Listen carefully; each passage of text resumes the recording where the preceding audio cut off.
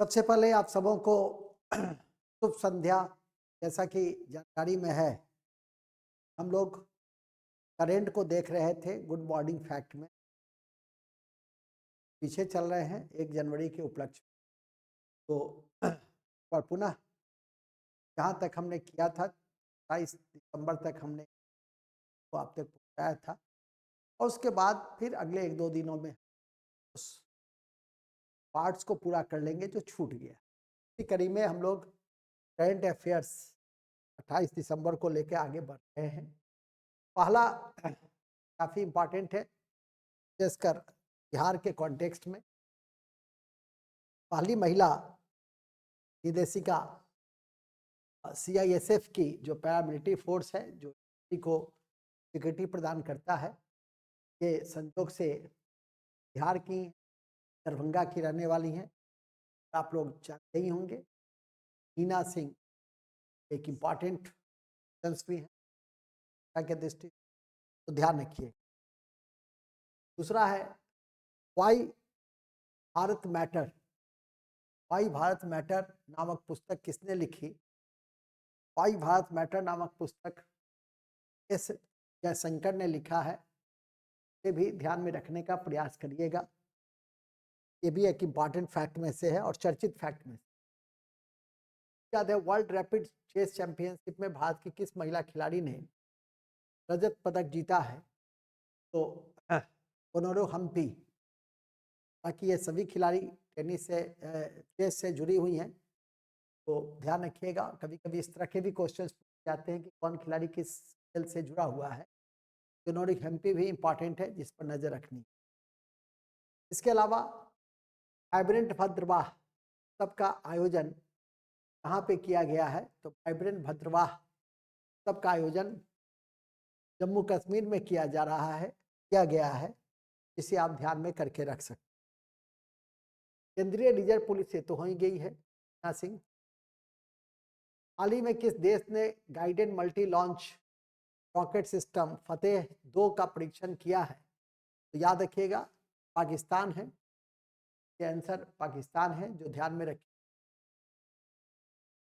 फिर हाल ही में उत्तर प्रदेश ने किन 2 जिलों के बीच राज्य की पहली इंटर डिस्ट्रिक्ट हेलीकॉप्टर सर्विस शुरू की है? तो आगरा और मथुरा के बीच। ये उत्तर प्रदेश की कोई परीक्षा होगी, अभी बहुत सारी परीक्षा होगी, तो यूपी पुलिस वगैरह में भी इस तरह के क्वेश्चन पूछे जा सकते हैं। चर्चा में रहे भारतमाला परियोजना इससे संबंधित है? तो सड़कों के गुणवत्ता सुधार से संबंधित है। भारतमाला और सागरमाला ध्यान रखेंगे। सागरमाला का संबंध है बंदरगाह के विकास से। बंदरगाह के विकास से भारतमाला का संबंध है सड़कों के विकास। इस राज्य में 2024 में कार्बी युवा महोत्सव का आयोजन किया गया है? तो आसाम। कार्बी वहीं है भी, डिस्ट्रिक्ट भी है। कार्बी युवा महोत्सव का आयोजन आसाम में किया गया है, जिसे ध्यान में रखेंगे।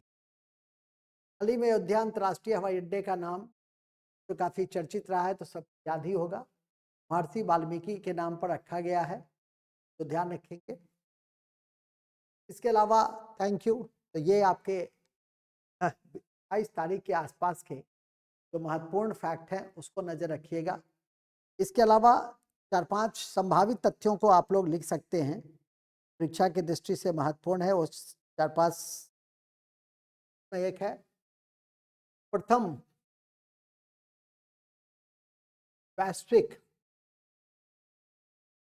वैश्विक हल्दी सम्मेलन।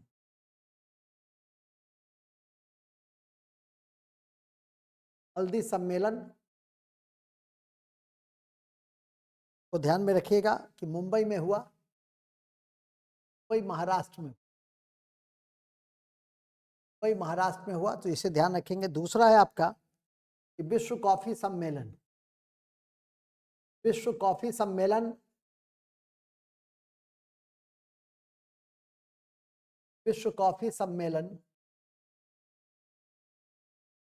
आयोजन कहाँ किया गया है? तो बंगलुरु में। ध्यान रखेंगे, बंगलुरु में किया गया है।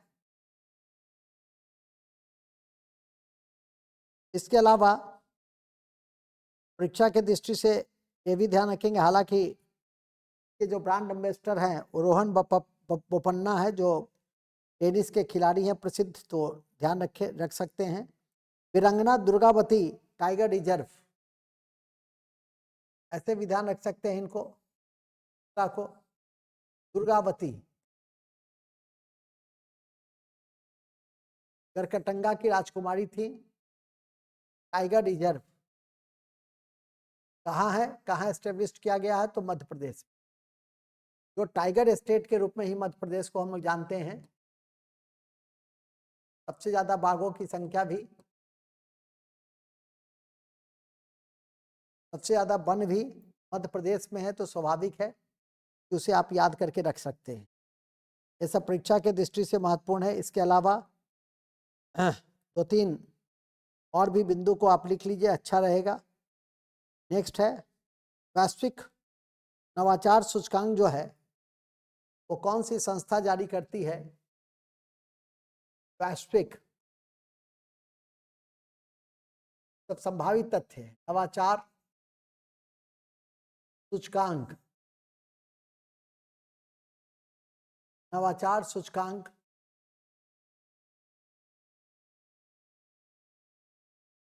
नवाचार सूचकांक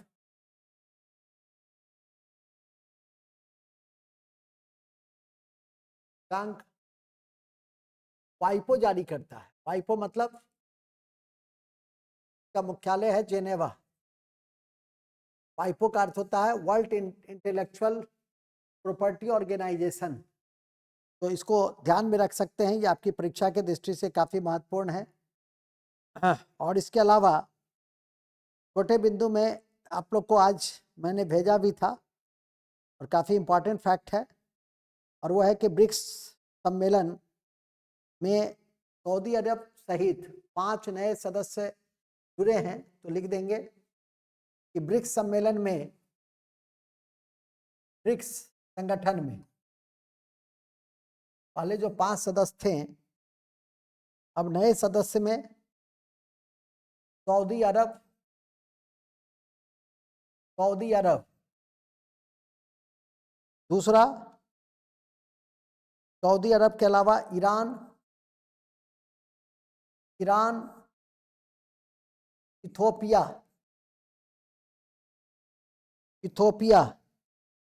और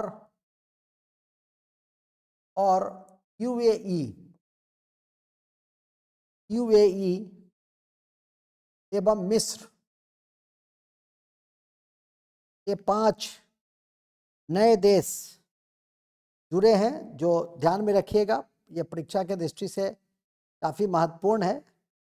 तो जो ये नए देश हैं, अब इसकी संख्या, ब्रिक्स के सदस्यों की संख्या जो है वो अब 10 हो गई है। तो आपसे यदि कोई पूछे कि ब्रिक्स में 5 सदस्य कौन से जुड़े हैं, तो सऊदी अरब, ईरान, इथोपिया, यूएई, मिस्र के साथ 10 सदस्य जुड़े। कुल मिला के पहले से 5 थे, ब्राजील, रूस, इंडिया, चीन और साउथ अफ्रीका, अब हो गए 10। नए एब्रिविएशन की जब पूरी घोषणा हो जाएगी तो फिर नए संदर्भ में आपको बताएंगे। इन्हीं शब्दों के साथ शुभ रात्रि। थैंक यू वेरी मच, बहुत बहुत धन्यवाद।